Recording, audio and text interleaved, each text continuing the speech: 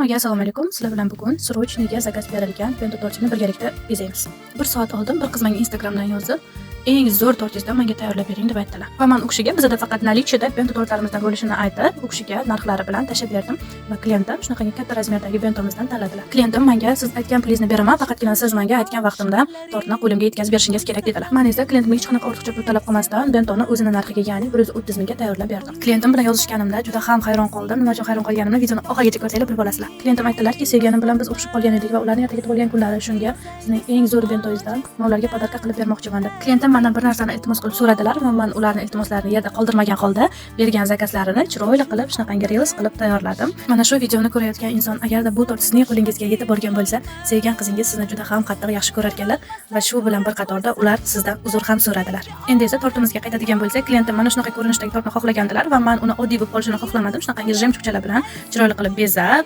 chiroyli otkritkasi bilan klientga yetkazib berdim. Mana ko'rishlaringiz mumkin. Klientimiz bilan yozishganlarni o'zlari rozi bo'lganlar va o'zlari taklif berganlar menga shunaqangi reels qilib olib chiqishimni. Tortni yetkazib berishda ham aytdilarki, o'zingiz keltirib bersangiz sizga pulingizni ortiqchasi bilan beraman deb, va men bu takliflariga rozi bo'lmadim, chunki xo'jayin ruxsat bermasdilar kech bo'lganda ko'chaga chiqishni.